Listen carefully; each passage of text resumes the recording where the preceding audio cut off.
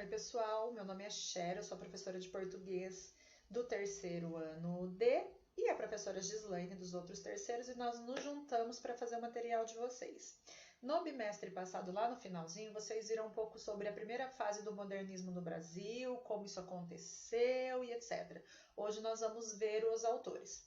Antes da gente entrar nos autores, só vamos relembrar então que o modernismo no Brasil, ele começou em 1922. A primeira fase durou até 1930 e ele fala sobre uma ruptura da arte europeia como representação do Brasil. A arte europeia não representava o Brasil.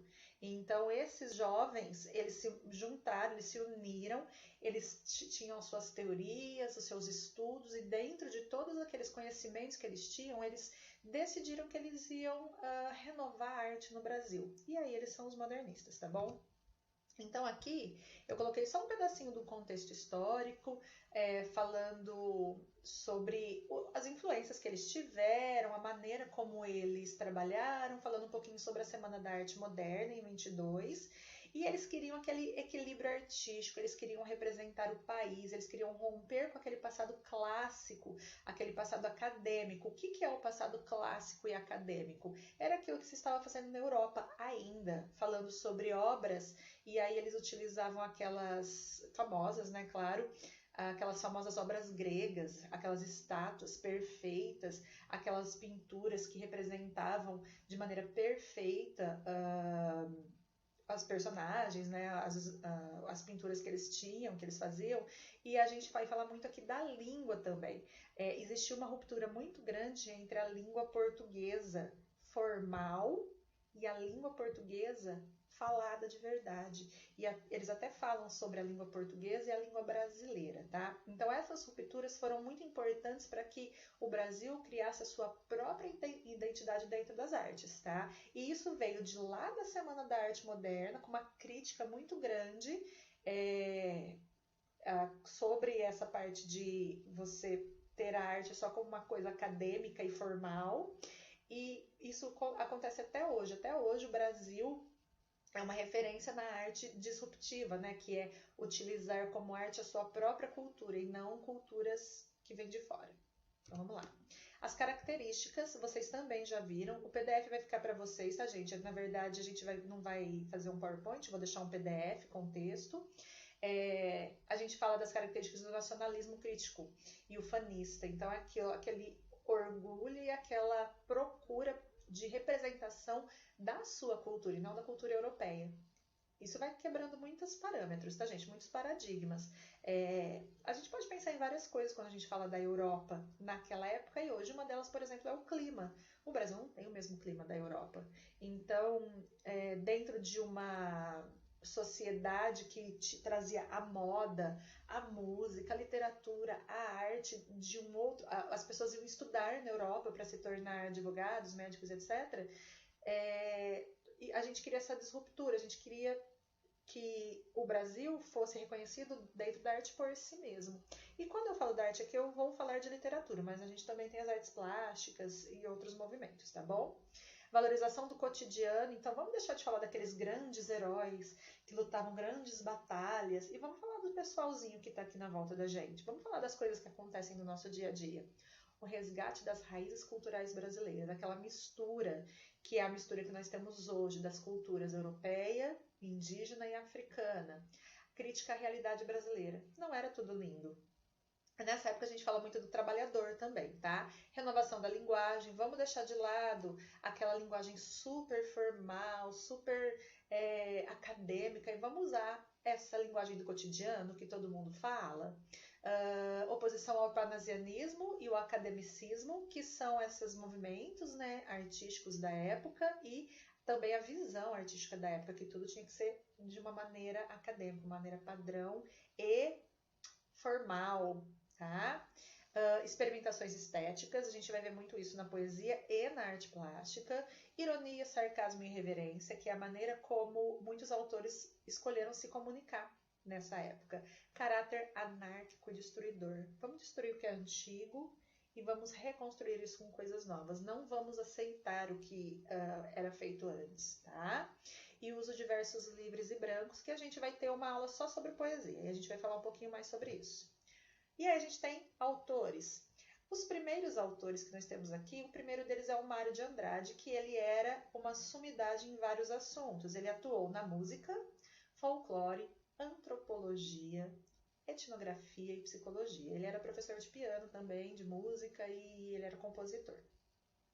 Ele foi de suma importância dentro do movimento, porque os estudos dele em antropologia, folclore, foram a base das teorias que os modernistas utilizaram para começar o seu movimento, tá?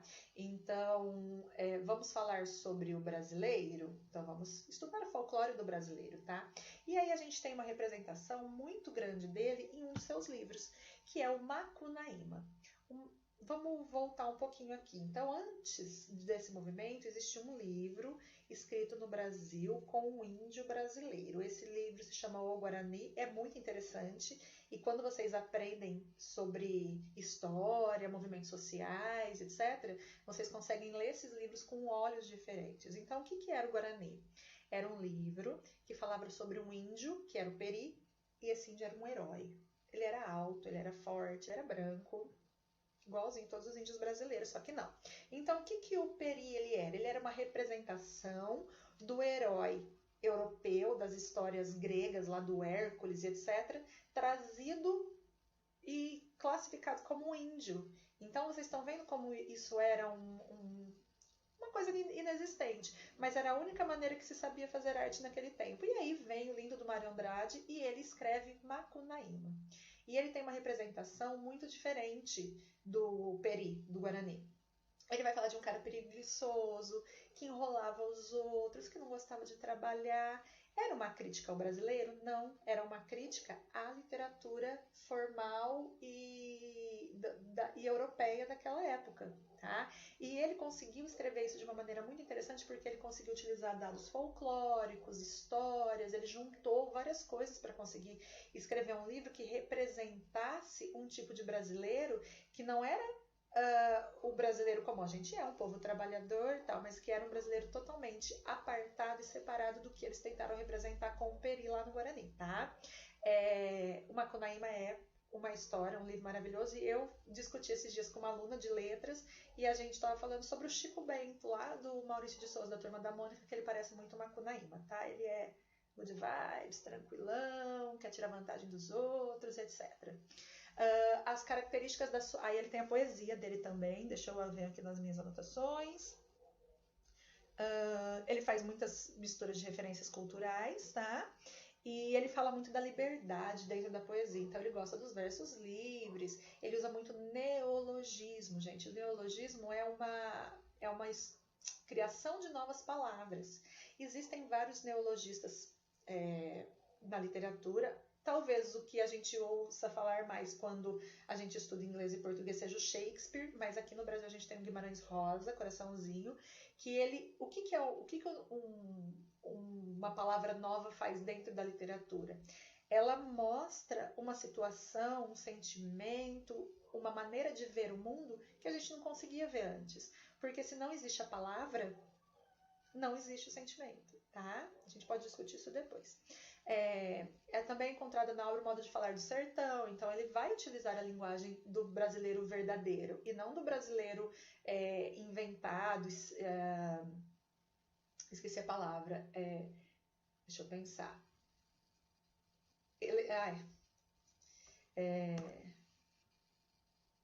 Puta merda, viu?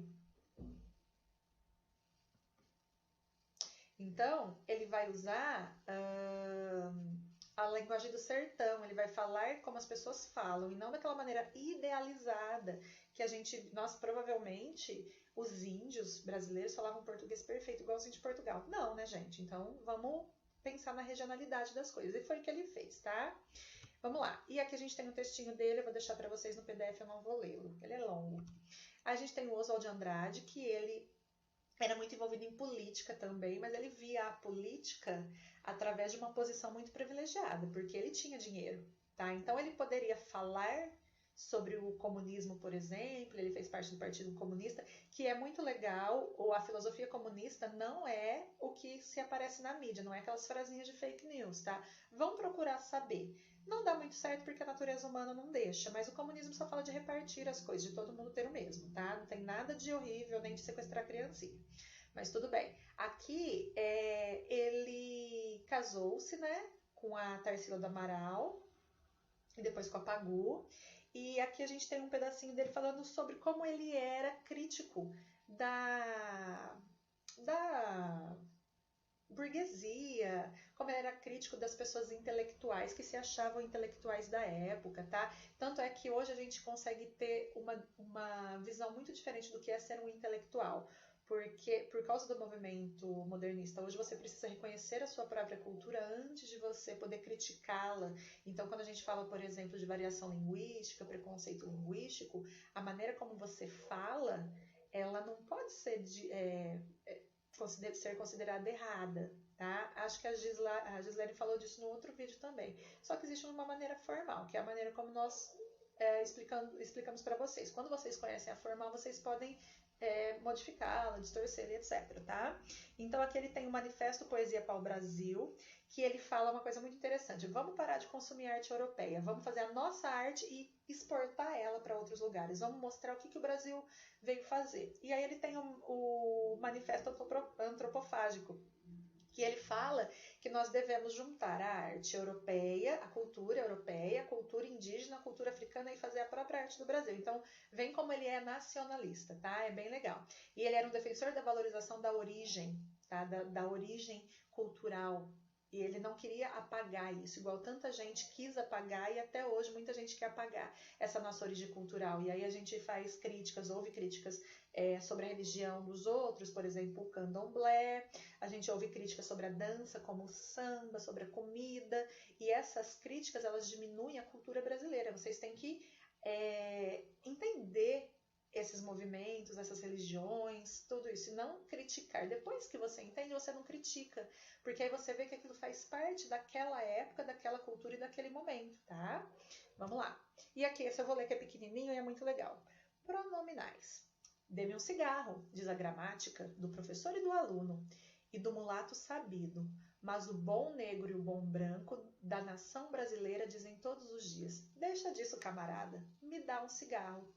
Ele está criticando justamente isso, gente, a linguagem informal. Dê-me um cigarro, bacana, é a linguagem informal, mas ninguém fala assim, a pessoa fala, me dá um cigarro, tá? E aí ele fala ali, ó, do mulato sabido. Quem que era esse mulato sabido? Era justamente essa pessoa que poderia criticar sem viver aquela cultura. Nesse caso aqui, a gente ainda está falando de pessoas que queriam escalar socialmente, entendeu? Aumentar a sua origem social. E é bem bacana, ele tem várias críticas dentro desse textinho. Quando você lê isso sem entender o contexto, é um pouquinho mais difícil. Por isso que vocês têm que ver o contexto dos movimentos. Todo movimento artístico, gente, vem de uma ruptura social, tá? E aí a gente tem Manuel Bandeira, o meu favorito, que ele era recifense, poeta, e aí ele foi diagnosticado com tuberculose, que é um problema no pulmão, que matou muitos artistas, tá, gente? Muita gente. E aí falaram pra ele, vai morrer. E ele viveu até os 80 anos, tá? Ele era adepto do verso livre e ele era um apaixonado por máquinas. Então ele professava um amor pelas máquinas. Quem assistiu o Castelo Rá-Tim-Bum tem aquele poeminha do café com pão, e aí vai falando do maquinista. Que é isso, maquinista? E a leitura no Castelo Rá-Tim-Bum é muito legal, porque a leitura faz o barulhinho da máquina, tá? Eu não coloquei ele aqui, infelizmente, tá? Então ele era adepto do verso livre, da língua coloquial, me dá um cigarro, e ele queria aquela liberdade criadora, tá? E aqui a gente tem um poeminha dele, que vocês vão ler depois. Depois eu coloquei mais um que eu gosto bastante, que é o Alcântara Machado. Ele valorizava muito a pequena burguesia e o proletariado. O que é isso, gente? São classes. São classes sociais. O proletariado era o cara que arregaçava a manga e ia todo dia trabalhar, tá? E a pequena burguesia eram os pequenos comerciantes. Então, essas pessoas eram representadas dentro das obras do Alcântara Machado porque ele falava do cotidiano, do dia a dia. Ele não estava falando mais de reis, ele não estava falando mais de deuses, ele não estava mais falando de grandes heróis que iam em grandes jornadas, ele estava falando do povo. E essa também é uma marca da literatura do movimento modernista, que é falar do povo. E ele era lá de São Paulo, então ele escreveu várias crônicas, contos, e ele tem uma coletânea de contos, Brás, Bexiga e Barra Funda, que são 3 bairros tradicionalíssimos de São Paulo, e ele gostava de escrever sobre isso. Aqui a gente vai ter um enxerto de um texto dele, que vocês também vão ver depois, tá? E ele foi tirado desse Brás, Bexiga e Barra Funda. E aqui a gente tem mais uma lista com outros autores. Então nós temos aqui o Mário de Andrade, o Oswaldo de Andrade, Menotti Del Picchia, a Tarsila do Amaral e a Anita Malfatti. Eles eram o grupo dos 5, aqueles que fizeram aquele movimento para fazer a Semana da Arte Moderna acontecer. Mas aqui nós temos vários outros autores muito conhecidos e que fizeram parte desse movimento. O que é fazer parte do movimento? Ele estava com essas pessoas o tempo inteiro? Não, nem sempre, mas eles escreveram sobre as mesmas coisas, tá vendo? É uma ideia coletiva.